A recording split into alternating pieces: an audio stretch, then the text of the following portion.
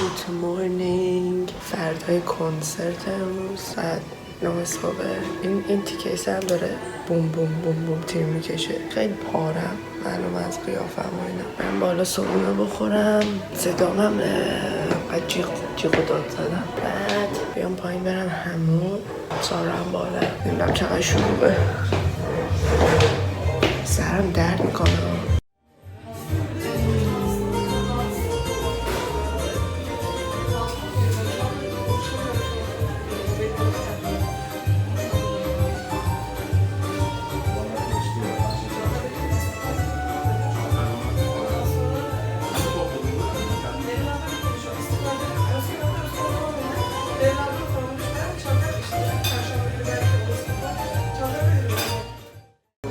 بچه سارا هم الان بهم گفت چقدر نو میکاپت خوشگله، ولی چشام خیلی خوابه. چشام اینجوریه معصومه. اسممو بذارم. صابونه آوردم براتون، خیار گوجه، زیتون. اینا زیتون بود گفتی؟ زیتون سیاه تا حالا نخوردم. کالباس، نون سیمیته، اون یکی نونم نونه چیه؟ این نون قنبلیا. از اینا عاطفه.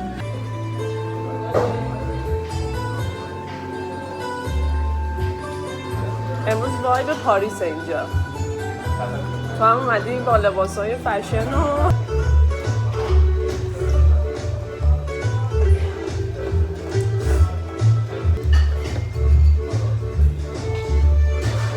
فرزانم براتون پیرهن پوشیده. سارا هم خوشگل کرده. پایینشو نشون بدی. پایین خودتون نشون کنید. ماشاءالله. خودش نشون. بچه‌ها نمیتونن تو ولاگ باشن. از آلویز. ناموسامین. ما چای نمیخوریم. تجارش امروز میخوایم بچه‌ها. فرید امنوش میخوره. عنابی. تو دیگه قهوه نخوری ها. فرید دیروز بعد 3 هفته قهوه خورد تا 4 صبح داشت میگفت هشتگ میانگو. تا 6 هم بیدار بودم. تا 6 هم بیدار بود. تا 8 و نیم بیدار شد. 8 و 20 دقیقه بیدار شدم. من موقعی که پا شده بودم بودم واقعا تا 6 بیدار بودی؟ آره تا 6 که قشنگ چشام باز بود. تو استوری گذاشتم، تو گروه مسیج گذاشتم براشون.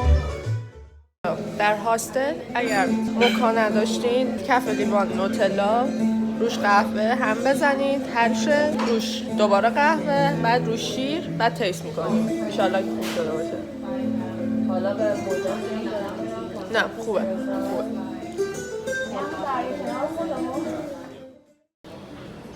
آی داریم میریم در دور. فرزانه و سارا رفتن، من محمد موندیم. اینم استایلمه براتون. موهام خیسه هنوز. رفتم همومشون خیلی خوبه، یعنی دابست. محمد گوشو جا گذاشت رفت بالا که بیاره و بریم ددر. موهامو میخوام ببندم ولی خیسه پشتش. ایتس اوکی. میترسم ولی شب سردم بشه. ببین هوا خیلی خوبه، ولی کاری که اشتباهی که من توی سفر کردم و تنها چیزی که ازش پشیمونم اینه که خیلی بد لباس پک کردم، چون فکر می‌کردم که خیلی هوا سرده، ولی اصلا هوا اونقدر سرد نیست. هوا قشنگ پاییزی رو به گرم، بهاری رو به گرمه. بعد این الان برای فرزانه است، چون من همه لباسام زمستونیه، ولی شلوارم برای خودمه، کفشم هم برای خودمه. نمیدونم می‌خوایم کجا بریم. با یکی از دوستامون علی قرار داریم. علی اینجا زندگی میکنه، ولی قبلش حس می‌کنم می‌خوایم بریم موزه کلیسا ببینیم. با ما همراه باشید. بچه‌ها اومدیم کتون. بچه‌ها دارن لباس عوض میکنن. سارا داره استایل میکنه برای فرید. من پول ندارم خرید کنم. سارا هم همینطور. وقتی که پول ندارم خرید کنم شاپینگ با مهسا هم که میرم همینم.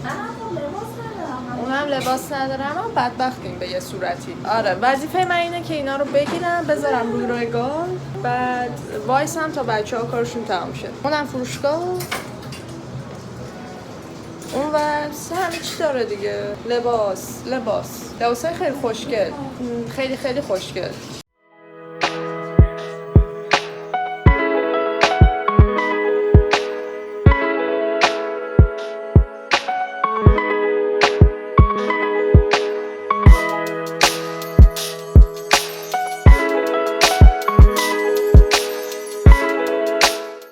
اومدیم جایی که دیشب اومده بودیم من خیلی عصبانی بودم، سردم بود، عصبانی بودم، خسته بودم. یه برگرای خیسی داشت. واقعا it was sex. آره الان نشونتون میدم کدوماست. اومدیم اونا رو بخوریم. چند نفر؟ یک شریک. مرسی. عجب یوره یا؟ خیلی نزدیک به نظر منو سارا دیشب اوف چه داغه. ببینیم نظر حفظ چیه؟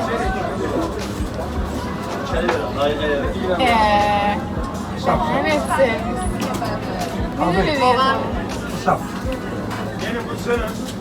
یه حالت شیرینی داره ولی خوشمزه است. بذار دونه رو من بیارم. قشنگ معلومه آخر هفته است ملت ریختن بیرون انقدر شلوغه. اینجا کدوم خیابونه؟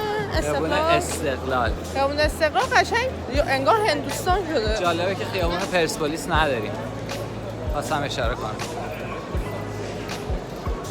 ها ها ها جمعیت و بالا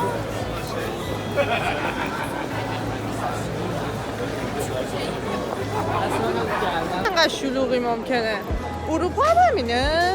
نه بعید میدونم. من نرفتم ولی استقلال واقعا خیابون زنده. خیلی زنده است. زیادی زنده است. قشنگه البته. زنده است.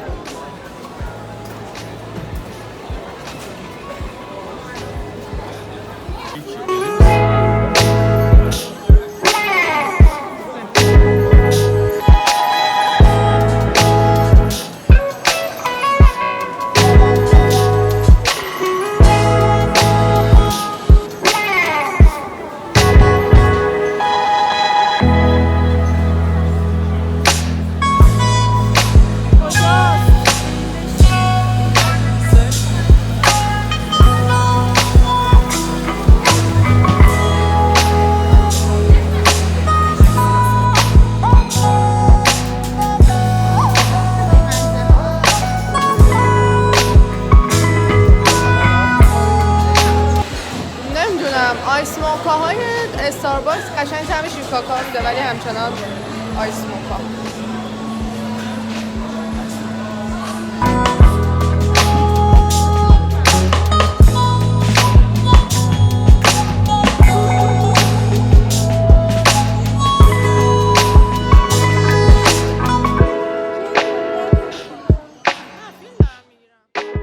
استارباکس زنجیریه؟ چجوریه؟ آها کافی لبه که استارباکس هم تو شعبه داره. اینترستینگ. تا بالاش هم اومده. That's something. پاره شدیم. البته هممون کم خوابیدیم. من بیشتر از همه خوابیدم ولی باز کم خوابیدیم. من 5 ساعت خوابیدم. سارا 4 ساعت خوابیده. فرزانه 2 ساعت خوابیده. پاره. الان استارباکس می‌خوریم. مکام چیز داره خامه داره. بغل ما بود سفارشش بود. ساله. خوشحالم که می‌بینم. فراپاچینوی فری خیلی سکسی. فرمایید. آخه اینو تو سفارش دادی؟ بچه. قهوه چقدر با اینا. اوه گندم هست. یا اول فرض میخوایم شیر کاکائو بخوریم با خامه. این قشنگ دسره ها. این گرمه. آه هنوز گرمه. آها این درش خوبه. این درش خوبه. چه عجب درش خوبه. بذاریم یکم خنک شه. اینجوری فایده نداره. الان قربی ندارم. این خیلی از اینجا بهتره. پشمام این چقدر خوبه. چیه این؟ Only fresh. آخه لیموناده. چیه؟ یه مغازه کیوت هست. دفعه پیش که محمد اومده بود اینجا من از استوریاش التماس کردم گفتم تو رو خدا بیایم اینجا. بعد الان اومدیم اینجا. خیلی کیوته.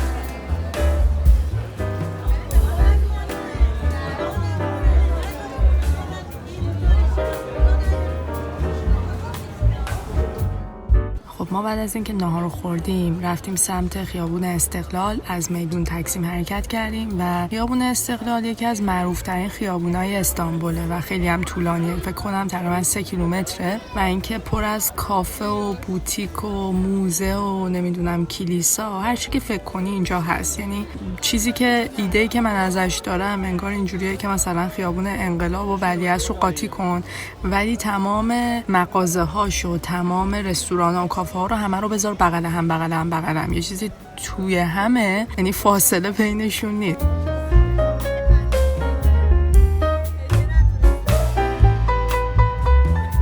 یه مغازه بود توش بوتای اینجوری رنگی پنگی و اینا داشت. من نرفتم توش چون افسرده نشم. من از اینجا سوغات چی می‌خری؟ بریم اینجا مغازه سوغاتی فروشیه، بریم سوغاتی بگیریم. تا تو کوچه پس کوچه های خیابون استقلال هم شما میبینید که کوچه پس کوچه هاش هم پر از کافه و رستوران و اینا، یعنی جای خالی نذاشتن، ولی اصلا جوری نیست که آدم وایب بدی بگیره و در واقع خیلی هم زنده است و آدم انرژی میگیره از این خیابون و خب توریستای زیادی هم هستن. آخر هفته هم که اصلا جای سوزن انداختن نیست. آخر هفته یه مقداری اذیت کننده بود به خاطر اینکه خیلی دیگه شلوغ بود، بیش از حد بود این شلوغی، ولی خب چیزی که الان دارید میبینید آخر هفته است، باز میشه تحمل کرد، یعنی میتونید لذتتو ببری تو همین شلوغی هم. اگر که به بناهای تاریخی علاقه دارین، اگر که معماری ساختمان‌های مختلف براتون جذابه، اگر کلیسا یا مسجد اینا رو دوست دارین، خیلی خیابون استقلال جای مناسبیه کلا برای گشت و گذار، یعنی حتی فقط برای راه رفتن هم شما میتونید ازش لذت ببرید. و یکی از معروف‌ترین کلیساهاش کلیسای سنت آنتونیه که توی ولاگ اولم که رفته بودیم هستش، میتونید برید ببینید و کلا هم هر خریدی دارید میتونید توی این خیابون انجام بدید.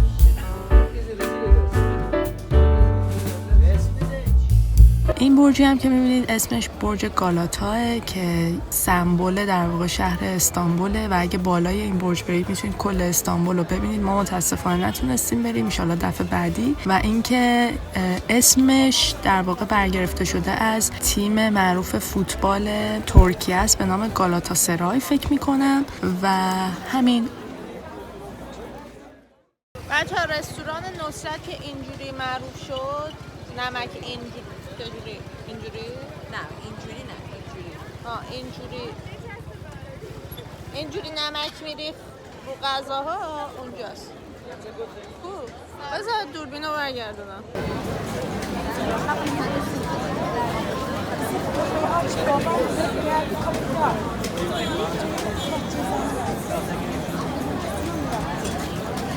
از نگرانی‌های بچه‌ها راجع به ولاگ‌های من بگم که چقدر دوستام ساپورتیون تو این قضیه و هر جا داریم میریم اینجوریه که ولاگ و یه سری جایی که من نمیدونم مثلا استفادهش تو ولاگ چیه، مثل اینجا. سارا میگفت ولاگ گفتم این چیه؟ گفت شیشه‌ای خوش رنگ. بچه‌ها بفرمایید شیشه‌ای خوش رنگ. خدافظ. سارا جونم راضی شدی؟ استفاده شد از شیشه خوش رنگ. الان داریم میریم دوستمون اسمتو ببینیم. اسمتو ما آخرین بار 4-5 سال پیش دیده بودیم تو جشنواره تئاتر، جایی که من و فرزانه اصلا با هم دوست شدیم. بعد من و فرزانه با اسمت و جیهان دوست شدیم. اسمت و جیهان عکاس و پرفورمر تئاتر بودن، یکیشون عکاسه یکیشون پرفورمر تئاتره که با هم دیگه کار میکنن. بعد اینا مثلا اون موقع گفتن که هر موقع اومدی ترکیه مثلا حتما به ما بگید ببینیمتون و فلان. بعد اون موقع ما خیلی دوست شدیم. مثلا یادمه که من 2 روز اینا رو بردم تجریشگردی و تهرانگردی و مترو و اینا، خیلی باحال بود. بعد ما از همون 4-5 سال پیش دیگه همو ندیدیم. بعد از 4-5 سال اومدیم ترکیه، فری بهشون تکست داد. فکر کنم جیهان نیستش، انگار تولد مامانشه، ولی اسمت هست. فقط الان ایشوی من اینه که اسمت یادمه انگلیسیش اونقدر خوب نبود، یعنی بیشتر جیهان هندل میکرد همیشه. الان اینجوریم که بعد 4-5 سال اوکی، امیدوارم که اسمت واقعا کلاس زبان رفته باشه، زبانش اوکی شده باشه، چون اگه اینجوری نباشه ما فقط میتونیم بگیم hello how are you but that's it. برای 4-5 سال نمیتونیم با هم دیگه ارتباط بگیریم. ببینیم که چی میشه. اسمت یه جا بهمون لوکیشن داده، اینه توچال. این شیب اینجوریه، نمیدونم پایین حالا معلومه یا نه. بعد خودش رسیده لوکیشن، ما هم تا لوکیشن یه 20 دقیقه راه داریم. به فرزان تکسات بهش گفتش که بیا پایین تر. انشالله که خیره. Hi! Okay, this is Matt and we ordered, what was the name? Bloody Mary and yeah. And how about چرا فارسی بسید؟ نه دیگه زیرنویس میذارم. آره دیگه داریم انگلیسی حرف میزنیم. Belfast is a beer. Yeah, guys ordered Belfast. And this is Bloody Mary. Okay.